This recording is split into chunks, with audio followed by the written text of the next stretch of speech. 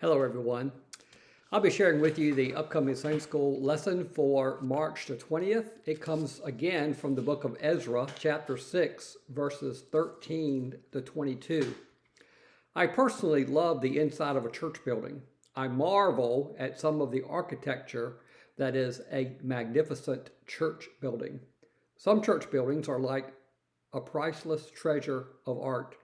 And I wonder how people could create such magnificent buildings, usually massive structures in the inner sections of metro cities and really all over the free world. That being said, I also know that the building doesn't make the church.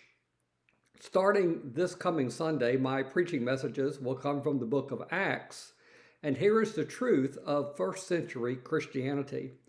There were no church buildings as we know church buildings. The church met in people's homes or in some other secure place. Sometimes the church met in what we call the underground, meaning some place that would keep them safe from the Jews and Romans who wanted to see them killed. Churches certainly did not own church properties, and they were not tax exempt as nonprofits. They certainly did not operate on something like separation of church and state in a way that benefits the church. As Southern Baptists, we are heavily engaged in church planting. Our Annie Armstrong Easter offering, which we'll be able to participate in just a couple of weeks, supports NAM, North American Mission Board, and largely goes to support home Bible studies and new church plants that are happening all over the United States and Canada in metro cities or SEND cities. Church plants meet in locations, if not a home, a rented facility of some kind, such as a school or civic club building. That being said, church planters often say that they really do need property and a building of their own, as schools and city properties are getting increasingly more difficult to rent in the United States and in Canada. It's not that a high school, for example, would not want our money, but more and more rules have been written to exclude church groups from using public buildings, which is the other side of the church and state separation issue. Today's lesson is about the completion of the Jewish temple in Jerusalem. Just to review, when Moses led the Hebrews out of Egypt, they depended upon the tabernacle or the tent as their focal point of worship. Their version of a church was portable. In our day, revivalists have tent meetings, meeting in chairs under a tent, to replicate worship as in Moses' day. And some of these fellows have tents that they own themselves and they take with them from place to place, like Miller Funeral Home, but on a much larger scale. Moses also had a worship team. His brother Aaron was the chief priest or pastor. His sister Miriam was a worship leader.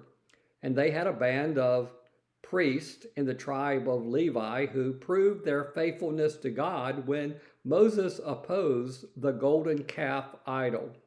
Quote, Moses stood at the camp's entrance and said, "Whoever is for the Lord, come to me." And all the Levites gathered around him. And there would be a purge of those not committed to God, and that purge was executed by the Levites. Exodus chapter 32, verses 26 to 29. Then we see that the tabernacle or tent worship concept lasted for centuries. It lasted from Moses to Joshua to Samuel and the judges and the kings Saul and David. And in the mix was the creation of the Ark of the Covenant, which really identified the presence of God among them as the most holy sanctum. So while the tabernacle or tent worked and allowed for the inner structures of worship, including the Holy of Holies and the sacrificial systems and the Ark of the Covenant and the priesthood, David had in his heart something much more permanent and something much grander. David envisioned the temple in Jerusalem, and although he drew up some plans, it would be up to his son Solomon to authorize and oversee the construction of this great temple. By all accounts, Solomon's temple was a very majestic structure and large complex. Apparently, it rivaled the king's palace in Jerusalem, making Jerusalem the holy city. I liken it to Vatican City in Rome. But as the Jewish kingdom split and the kings became more and more secular and corrupt, God removed his hand from his people. And King Nebuchadnezzar and the Babylonians not only destroyed Jerusalem, but they also destroyed this holy temple. According to the Learner's Guide on page 20, quote, "When the second temple was finally completed, the people of God had great reasons to celebrate. Even though this version of the temple was much smaller and less glamorous than the first, it represented the return of God's people from exile and the fulfillment of the promise that he would do that." From all my reading and research, it appears that the lesson writer is correct, that this rebuilt temple was indeed a lesser version of the original. But then, as I said in the beginning, it's not really about the building. Worship and church are about the people and their relationship with God. Let me close with two primary thoughts from this lesson. And the first is about worship. One of our key practices at Your Baptist is we worship passionately. Ezra 6:16 says, "The Israelites, including the priests, the Levites, and the rest of the exiles, celebrated the dedication of the house of God with joy." Keyword, joy.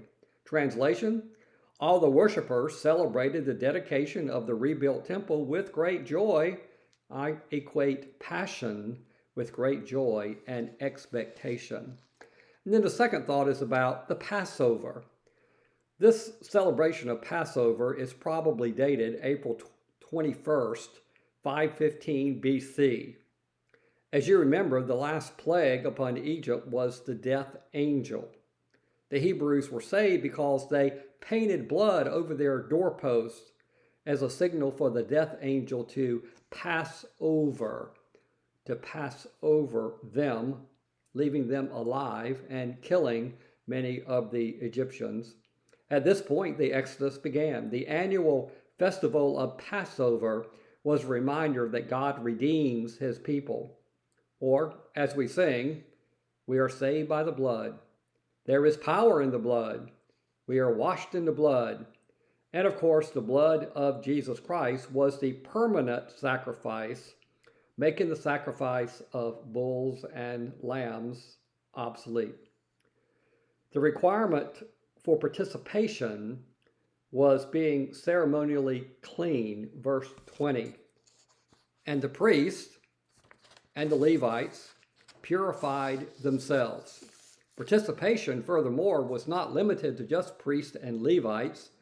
Those who were more native to Judea or the exiles who had returned from Persia could participate as long as they had been circumcised and ceremonially cleaned and were devout believers in only the God of Israel, Yahweh God. One other aspect of the original Passover is that the Hebrews, in their haste to leave Egypt, did not have the time to leaven their bread. Thus they ate unleavened bread, which began a 7-day festival here, a 7-day festival of joy, verse 22, because the Lord had made them joyful because of Persia's support in this entire effort to reclaim the land and rebuild Jerusalem and the temple. God bless you. Hope to see you Wednesday for the drive-in meal or for the service Wednesday night or for next Sunday. God bless. Have a great week.